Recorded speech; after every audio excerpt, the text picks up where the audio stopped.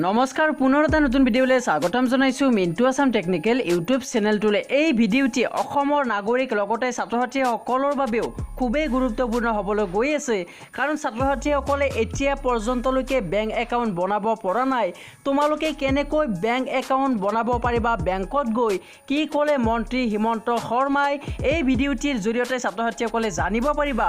তো ছাত্ৰ-ছাত্ৰীসকল তোমালোকে এই ভিডিঅ'টি প্ৰথমৰ পৰা শেষলৈকে চাই থাকিবা, তেতিয়াহে তোমালোকে বেংক একাউণ্ট বনাব পাৰিবা।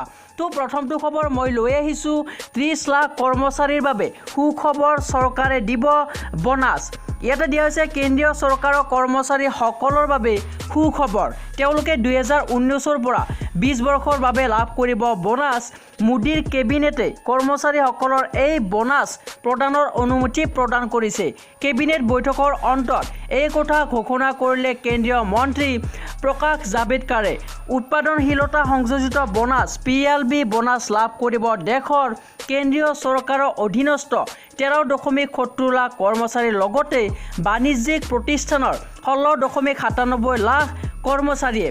উল্লেখযোগ্য যে কেন্দ্ৰীয় চৰকাৰৰ অধীনস্থ 9 গেজেটত কৰ্মচাৰীসকলে এই বোনাছ লাভ কৰে।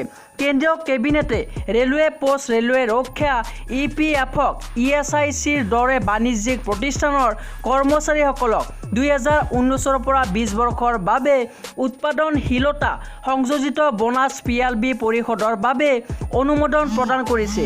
এই বোনাছৰ ফলত মুঠ বিত্তীয় ব্যয় হ'ব 3,737 কোটি টকা। মুঠ 30 লাখ কৰ্মচাৰীয়ে লাভ কৰিব এই বোনাছ। আৰু দ্বিতীয়টো খবৰ লৈ আহিছোঁ, কৰোনা সংক্ৰমণ কেতিয়ালৈ নিয়ন্ত্ৰণ হ'ব, এই সন্দৰ্ভত বিজ্ঞানীসকলৰ মতামত কি, তো আপোনালোকে জানিব পাৰিব এই নিউজটোৰ পৰা। ইয়াতে দিয়া হৈছে দেশত সৰ্বাধিক পৰ্যায়লৈ কৰোনা সংক্ৰমণ সম্পূৰ্ণ হৈছিল যদিও এতিয়া কৰোনা সংক্ৰমিত ৰোগীৰ সংখ্যাও হ্ৰাস পাইছে। দেশৰ শীৰ্ষ বৈজ্ঞানিক প্ৰতিষ্ঠানসমূহে দাবী কৰিছে যে দেশত কৰোনা সংক্ৰমণ ফেব্ৰুৱাৰী 2021ৰ ভিতৰত নিয়ন্ত্ৰণ কৰা হ'ব আৰু মহামাৰীটো সম্পূৰ্ণৰূপে নিয়ন্ত্ৰণ কৰা হ'ব। বৰ্তমান দেশত কৰোনা সংক্ৰমণ ৰোগীৰ সংখ্যা 1,06 লাখ অতিক্ৰম কৰিছে আৰু নতুন কৰোনা সংক্ৰমিত ৰোগীও প্ৰতিদিনে হ্ৰাস হৈ আছে। মহোৎসৱ বাবে কৰোনা বৃদ্ধি হ'ব পাৰে। গৱেষণা অনুসৰি মহোৎসৱ আৰু শীতকালত পুনৰবাৰ কৰোনা সংক্ৰমণ বৃদ্ধি হ'ব পাৰে আৰু কৰোনাত শেহতীয়াকৈ বিকশিত সংক্ৰমণৰ কাৰণ হৈছে ওনাম মহোৎসৱ। আৰু ইয়াতে দিয়া হৈছে স্বাস্থ্যমন্ত্ৰী হৰ্ষ বৰ্ধনে ভেকচিনৰ ওপৰত কি কৈছে। ভাৰতত 14 লাখৰো অধিক লোক কৰোনা ভাইৰাছত সংক্ৰমিত হৈছে আৰু 1,12,000ৰো অধিক লোকে মৃত্যুক সাৱটিছে। ইতিমধ্যে কেন্দ্ৰীয় স্বাস্থ্য মন্ত্ৰী হৰ্ষ বৰ্ধনে কয় যে ভাৰতত এতিয়াও কোনো ইণ্টাৰনেশ্যনেল ভেকচিন পৰীক্ষণ চলি থকা নাই, যদিও চিৰাম ইনষ্টিটিউটে আমেৰিকা মাৰ্কিন বায়'টেক্স কোম্পানী কোডাজেনিকছৰ সহযোগত SARS-CoV-2 শেষ কৰিবৰ বাবে কোডাজেনিক ভেকচিন নিৰ্মাণ আৰম্ভ কৰিছে। স্বাস্থ্যমন্ত্ৰী হৰ্ষ বৰ্ধনে দেওবাৰে কয় যে CDX-005 ভেকচিনটো জন্তুৰ ওপৰত পৰীক্ষণ কৰা হৈছে। আৰু আনটো গুৰুত্বপূৰ্ণ খবৰ লৈ আহিছোঁ, দেশবাসীক সম্বোধন কৰি প্ৰধানমন্ত্ৰীৰ ভাষণ। উৎসৱৰ বতৰত সকলোকে সাৱধান হ'বলৈ আহ্বান জনাইছে। লকডাউন শেষ হ'ল, কৰোনা ভাইৰাছ শেষ হোৱা নাই, মোদীয়ে জনাইছে। আৰু ইয়াতে দিয়া হৈছে যে উৎসৱৰ বতৰ সমাগত। তাৰ আগে আগে প্ৰধানমন্ত্ৰী নৰেন্দ্ৰ মোদীয়ে আজি কয় যে এতিয়া অসাৱধান হোৱাৰ সময় নহয়, কাৰণ নভেল কৰোনা ভাইৰাছ এতিয়াও সকলোতে আছে আৰু আনকি এটা সৰু অৱহেলাও উৎসৱৰ উদ্যম নাল কৰি দিব পাৰে। COVID-19 মহামাৰীৰ প্ৰাদুৰ্ভাৱৰ পাছৰ পৰা দেশবাসীক সম্বোধন কৰি দিয়া তেওঁৰ সপ্তমটো ভাষণত মোদীয়ে কয় যে সম্প্ৰতি ভালেমান ভিডিঅ' ওলাইছে যিবোৰত বহুত মানুহে সতৰ্কতামূলক ব্যৱস্থা ল'বলৈ বন্ধ কৰা দেখিবলৈ পোৱা গৈছে। প্ৰধানমন্ত্ৰীয়ে কয় যে সেইটো ভাল কথা নহয় যদি আপোনালোক অসাৱধান হয় আৰু মাস্ক নিপিন্ধাকৈ ঘূৰি ফুৰে। আপোনালোকে নিজকে, সন্তানক আৰু বয়োজ্যেষ্ঠসকলক বিপদত পেলাব। মোদীয়ে কয় আমি মনত ৰাখিব লাগিব যে লকডাউন হয়তো শেষ হ'ল, কিন্তু ভাইৰাছ এতিয়াও আছে। কৰোনা ভাইৰাছৰ সংক্ৰমণ হোৱা লোকৰ সংখ্যা আগতে কম যেন দেখা গৈছিল, যদিও ইউৰোপ, আমেৰিকা আৰু আন দেশবোৰত সংক্ৰমণ আকৌ বৃদ্ধি পাইছে। তেওঁ কয় যে আমি সাৱধান হৈয়ে থাকিব লাগিব আৰু ভেকচিন এটা নোলোৱালৈকে অসাৱধান বা উদাসীন হ'ব নালাগিব। প্ৰধানমন্ত্ৰীয়ে কয় যে যেতিয়াই ওলায় তেতিয়াই ভেকচিন যাতে প্ৰতিজন ভাৰতীয়ই পায় সেইটো নিশ্চিত কৰিবলৈ চৰকাৰে সকলো প্ৰচেষ্টা চলাইছে। মোদীয়ে কয় আমি মনত ৰাখিবই লাগিব এটা ঔষধ নোপোৱালৈকে কোনো ধৰণৰ শিথিলতা থাকিব নোৱাৰিব। প্ৰধানমন্ত্ৰীয়ে কয় যে লকডাউন প্ৰত্যাহাৰৰ পাছত জনসাধাৰণ স্বাভাৱিক জীৱন যাত্ৰাত পুনৰ অভ্যস্ত হৈছে। অৰ্থনৈতিক কাম কাজ লাহে লাহে বাঢ়িছে আৰু উৎসৱৰ সময়ত বজাৰত ভিৰ বাঢ়িছে।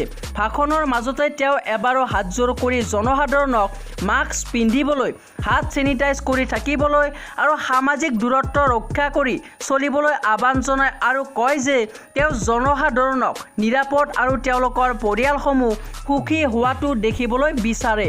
তেওঁ কয় যে বৰ্তমান ভাৰতৰ কোভিড-19 পৰিস্থিতি পূৰ্বতকৈ ভাললৈ আহিছে। সেইটো সম্ভৱ হৈছে যোৱা 7 পৰা 8 মাহত প্ৰতিজন ভাৰতীয়ৰ প্ৰচেষ্টাৰ কাৰণে। পৰিস্থিতিৰ যাতে অৱনতি নঘটে আমি সেইটো নিশ্চিত কৰিব লাগিব। তেওঁ লগতে কয়, প্ৰধানমন্ত্ৰীয়ে কয় যে আমেৰিকা আৰু ব্ৰাজিলৰ দৰে দেশত 10 লাখ জনসংখ্যাত 25,000 লোকৰ কৰোনাত আক্ৰান্ত হৈছে। ভাৰতত 10 লাখ জনসংখ্যাত আক্ৰান্ত হৈছে মাত্ৰ 5,500 লোক। ভাৰতত মৃত্যুৰ হাৰ 10 লাখ জনসংখ্যাত 83 জন। কিন্তু আমেৰিকা, ব্ৰাজিল, স্পেইন আৰু ব্ৰিটেইনৰ দৰে দেশত 10 লাখ লোকৰ ভিতৰত 600 জনৰ মৃত্যু হৈছে। কোভিড-19 ৰোগীসকলৰ বাবে ভাৰতত এতিয়া 90 লাখ বিচনা, 12,000 কোৱাৰেণ্টাইন চেণ্টাৰ, 2,000 গৱেষণাগাৰ আছে। উল্লেখযোগ্য যে অহা 22 অক্টোবৰত দুৰ্গা পূজা আৰম্ভ হ'ব। তাৰ পাছত ক্ৰমে দশহৰা, লক্ষ্মী পূজা, কালী পূজা, ষষ্ঠ পূজা, বৰদিন আদি পালন কৰা হ'ব।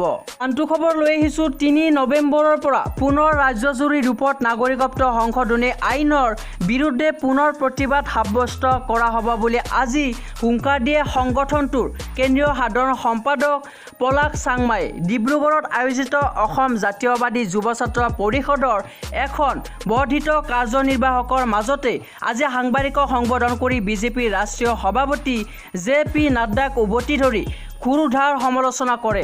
সাধাৰণ সম্পাদক পলাশ চাংমাই এক সংবাদমেল সম্বোধন কৰি বিজেপিৰ সভাপতিজনক পশ্চিমবংগৰ এক সভাত নাগৰিকত্ব সংশোধনী আইন গৃহীত আৰু প্ৰৱৰ্তনৰ ক্ষেত্ৰত ভুল ব্যাখ্যা কৰাৰ বাবে চূড়ান্ত সকিয়নি প্ৰদান কৰে।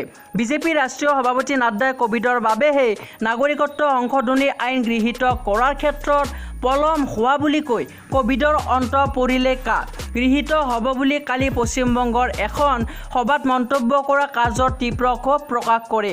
কোভিডৰ বাবেহে অসমত নাগৰিকত্ব সংশোধনী আইন বিৰোধী আন্দোলন সাময়িকভাৱে স্থগিত ৰখা হৈছে বুলি কয়। কোভিডৰ আতংক শেষ হ'লে পুনৰ অসমৰ জনগণক কাৰ বিৰুদ্ধে ওলাই আহিব বুলি সাধাৰণ সম্পাদক পলাশ চাংমাই তীব্ৰ প্ৰতিক্ৰিয়া প্ৰকাশ কৰে। সম্পাদক চাংমাই কয় যে কোভিডৰ আতংক স্মৃতিত হোৱাৰ পাছতে পুনৰ কা বিৰোধী আন্দোলন ৰাজ্যজুৰি পূৰ্বতকৈ ব্যাপক ৰূপত গঢ়ি তোলা হ'ব বুলি স্পষ্ট কৰি কোনো কাৰণতে নাগৰিকত্ব সংশোধনী আইন অসমত প্ৰযোজ্য কৰিবলৈ দিয়া নহ'ব বুলি কঠোৰ সকিয়নি প্ৰদান কৰে। অসমত নাগৰিকত্ব সংশোধনী আইনৰ বিৰুদ্ধে ৰাজপথ পুনৰ উত্তাল হ'ব বুলি স্পষ্ট কৰি তেওঁ কয়, অসমৰ জনতাই কোনো কাৰণতে কা মানি নলয়। কেন্দ্ৰীয় চৰকাৰে বলপূৰ্বক জাপি দিলেও অসমৰ ৰাইজে গ্ৰহণ নকৰে বুলি সদৰি কৰে। লগতে অসমত আন্তঃৰাজ্যিক পাৰপত্ৰ শীঘ্ৰে প্ৰণয়ন কৰা, দ্বৈত নাগৰিকত্ব প্ৰদান কৰা আৰু নাগৰিকত্ব সংশোধনী আইনৰ লগতে EIA বাতিল কৰাৰ দাবী জনায়। আনহাতে ৰাজ্যখনৰ ৰাষ্ট্ৰীয় ঘাইপথসমূহৰ নিৰ্মাণ সম্পূৰ্ণ নোহোৱাকৈ জধে মধে টোলগেট স্থাপনৰ তীব্ৰ বিৰোধিতা কৰি প্ৰথমে ৰাষ্ট্ৰীয় ঘাইপথ প্ৰাধিকৰণৰ অন্তৰ্গত নিৰ্মাণ হোৱা ৰাজপথসমূহৰ নিৰ্মাণ সম্পূৰ্ণ নকৰাকৈ কোনো টোলগেট স্থাপন নকৰাৰ সকিয়নি প্ৰদান কৰে।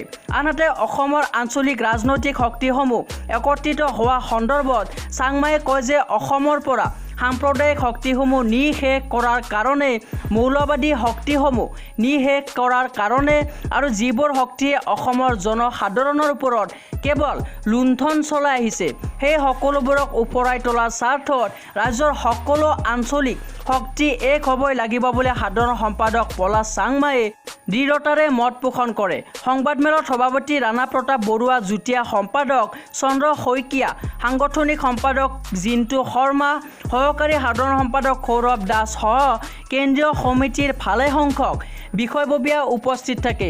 আজি ডিব্ৰুগড় বৰ্ধিত কাৰ্যনিৰ্বাহক সভাতে কেইবাটাও গুৰুত্বপূৰ্ণ সিদ্ধান্ত গ্ৰহণ কৰা হয় বুলি জানিব পৰা গৈছে। আনটো খবৰ ছাত্ৰ-ছাত্ৰীসকলৰ বাবে খুবেই গুৰুত্বপূৰ্ণ হ'বলৈ গৈ আছে, কাৰণ এতিয়া পৰ্যন্তলৈকে ছাত্ৰ-ছাত্ৰীসকলে বেংক একাউণ্ট বনাব পৰা নাই। যদিও বেংকত গৈছে, বেংকৰ কৰ্মচাৰীয়ে বেয়া ব্যৱহাৰ নহয়তো ফৰ্ম দিয়া নাই। তো তাৰ বাবে তোমালোকে এই নিউজটো অতি মনোযোগেৰে শুনি থাকা। ইয়াতে দিয়া হৈছে যে বেংকৰ কৰ্মচাৰীসকলে আপোনাক বেয়া ব্যৱহাৰ কৰিলে এই নম্বৰত ফোন কৰক। ইয়াতে দিয়া হৈছে আমি সকলোৱে বেংক যাওঁ নহয় জানো, বেংকত আমি ছেভিংছ কৰোঁ নাইবা চৰকাৰৰ আঁচনিবোৰৰ পৰা যিমানবোৰ লাভালাভ পাওঁ সকলোবোৰ বেংকৰ জৰিয়তে পোৱা যায়। কিন্তু দুখীয়া শ্ৰেণীৰ লোকক বেংকৰ কৰ্মচাৰীসকলে ভাল ব্যৱহাৰ কৰাত দেখা নাযায়। জানো বেংকটো সিহঁতে কিনিহে থৈছে, বেংকত কাম এটা কৰিবলৈ গ'লে এদিনতে কেতিয়াও হৈ নুঠে, কিন্তু বেংকৰ কোনোবা চিনাকি বা ৰিলেটেড থাকিলে তৎক্ষণাত হৈ যায়। আৰু ইয়াতে দিয়া হৈছে এনে কিয় হয়, গতিকে এতিয়াৰ পৰা বেংকৰ কৰ্মচাৰীসকলে গ্ৰাহকক বেয়া ব্যৱহাৰ কৰিব নোৱাৰিব। গ্ৰাহকৰ এতিয়া চিন্তা নাই, কাৰণ গ্ৰাহকৰ প্ৰতি লক্ষ্য ৰাখি ভাৰতীয় ষ্টেট বেংকে মুকলি কৰিছে নম্বৰ। তো নম্বৰকেইটা নিশ্চয় তোমালোকে স্ক্ৰীনত দেখিবলৈ পাইছা। ইয়াতে দিয়া হৈছে যে 180045238800 আৰু 1800112211 এই দুটা হেল্পলাইন নম্বৰ। যদি বেংকৰ কোনো কৰ্মচাৰীয়ে আপোনাক বেয়া ব্যৱহাৰ কৰে, এই টোল ফ্ৰী নম্বৰলৈ ফোন কৰি অভিযোগ কৰিব পাৰে। আপুনি যদি ভাবে যে মই ফোন নকৰোঁ, SMS-ৰ জৰিয়তে অভিযোগ কৰিম, তেন্তে আনহেপি লিখি পঠিয়াব লাগিব 8002802020 নম্বৰলৈ। এইদৰে অভিযোগ কৰাৰ পাছত বেংক কৰ্তৃপক্ষই ব্যৱস্থা ল'ব বেংক কৰ্মচাৰীজনক। আৰু এইখিনিতে মই ছাত্ৰ-ছাত্ৰীসকলৰ পৰা এটা প্ৰশ্ন জানিব বিচাৰোঁ, তোমালোকে বেংক একাউণ্ট বনাব পাৰিছানে নাই? এই ভিডিঅ'টিৰ কমেণ্ট বক্সত কমেণ্ট কৰি জনাবা, কাৰণ যেতিয়া সকলো ছাত্ৰ-ছাত্ৰীয়ে কমেণ্ট কৰি জনাব তেতিয়া ছাত্ৰ-ছাত্ৰীসকলে কমেণ্টবোৰ পঢ়ি জানিব পাৰিব যে কিমান সংখ্যক ছাত্ৰ-ছাত্ৰী এতিয়ালৈকে বেংক একাউণ্ট বনাব পৰা নাই আৰু কিমান সংখ্যক ছাত্ৰ-ছাত্ৰী এতিয়া পৰ্যন্তলৈকে বেংক একাউণ্টটো বনাইছে। তো আজিৰ নিউজকেইটা ইমানেই আছিলে। যদি এই নিউজকেইটা ভাল পালা সকলোৱে লাইক কৰা, শ্বেয়াৰ কৰা আৰু এই চেনেলটো ছাবস্ক্ৰাইব কৰা এনেকুৱা নিউজবোৰ ডেইলি পাই থাকিবৰ বাবে। আজিলৈ ইমানেই আছিলে। ধন্যবাদ। জয় আই অসম।